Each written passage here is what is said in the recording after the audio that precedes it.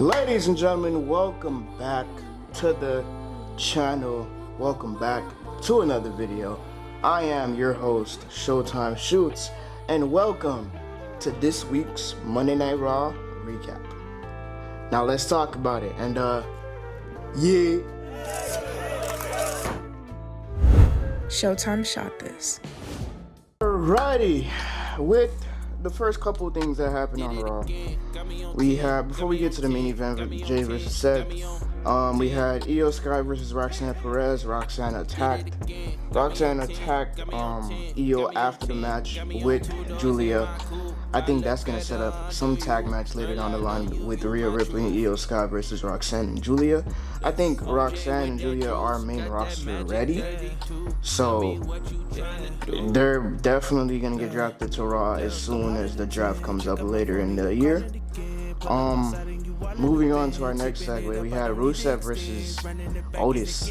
Rusev destroyed Otis, destroyed Alpha Academy in general, and right now, I feel like they're not doing much with him yet. He just came back. He's on a 2-year, so probably 2027 his contract is gonna expire. So if he really wants that extension, that 5-year WWE contract extension, he has to up his game a little bit. Put him in a feud against Sheamus, a best. Remember when Cesaro and Sheamus had that best of 7? They need to do something like that. Let's have Sheamus and Rusev have a best of 7 match, where it's the last match an Iron Man match or something. That would be fire. Oh my gosh, that would be in contendership with Gunther versus Sheamus at Clash at the Castle. Beautiful. But yeah, that's what I feel like they should do with Rusev. Paul Heyman. Moving on to our next segment. Paul Heyman, in the beginning of the show with Jey Uso, told him that he took a big dog from the island of irrelevancy and made him the tribal chief for 5 years, and he blew it all up by losing the title at WrestleMania 40 by holding the championship for only 1,316 days. I said, okay, bet. That's something else. I ain't gonna lie. That's crazy. But hey, whatever. Anyways, moving on. That also set up Jey Uso versus Seth Rollins for the main event on Monday Night Raw. Sheamus returned at Monday Night Raw to face against Grayson Waller. I believe Austin Theory is going to backstab Grayson Waller eventually, because Grayson has not been treating him well as a tag team partner over the past year at all. The Austin Theory is taking shots from him. He's taking finishers from him. It's they've done a lot to one another. So, you know what I'm saying? It's time that Grayson Waller gets some type of fight in him. It's time that Grayson Waller gets attacked, backstab, and see how it feels. You know what I'm saying? So in my humble opinion, I believe that Mr. Grayson Waller should get backstabbed on. They've been dragging this story out for far too long, and they started to pick it back up this week, or over the past week. So I think that Austin Theory should backstab Grayson Waller. Make it easy. But moving on to our final segment of the night, we had Jey Uso versus Seth Rollins in a banger WrestleMania type match ever. This match ended in a no DQ, no disqualification. I said no disqualification. This match ended in a DQ. Jey Uso and Seth Rollins put on a banger. They had a great match.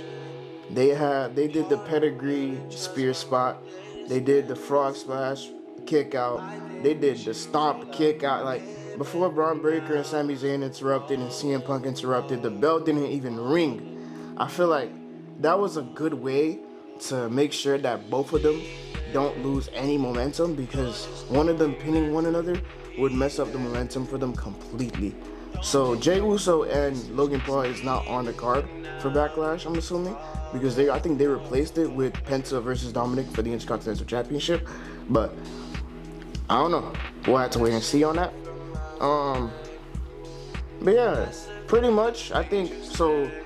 This new alliance between Braun Breaker and Seth Rollins needs a third man, because if they have Jey Uso, CM Punk, and Sami Zayn on one side, right, it would make sense for Braun Breaker and Seth Rollins to be on the and have it should make sense that Braun Breaker and Seth Rollins have another third person, and that person can be either Austin Theory, Ethan Page, or somebody from NXT that's ready to get moved up, Trick Williams. You know what I'm saying? But Trick is fighting who's Trick fighting? Trick is fighting Joe Hendry for the TNA Championship at NXT Battleground. So we'll just have to wait and see how that goes. But I'm pretty sure Trick Williams is not winning that match. But NXT recap, I'm skipping that for the week. Nothing really crazy happened. Riley Osborne is the #1 contender for the NXT Championship. What else happened on NXT?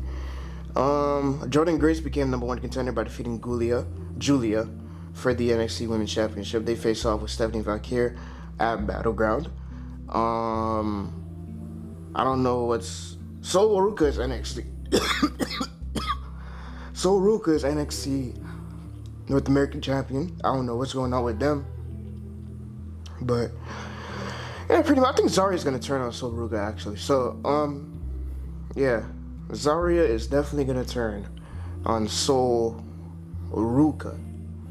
I said Sol Ruka like that, so when I do my little captions on Premiere Pro, like it can automatic, you know what I'm saying? But anyways, wrapping this video up, I have a lot of videos for you guys. I have this Backlash predictions video coming up. I have a whole lot of videos. I'm trying to film a movie. It is hard. Like, I'm trying to make a movie and I'm trying to finish up the script. It's hard. But yeah, we'll talk about that in another video. But for today, thank you all for stopping by. I appreciate y'all very much. Remember to leave a like, subscribe if you guys are new, and I will be seeing y'all in the next video. Later.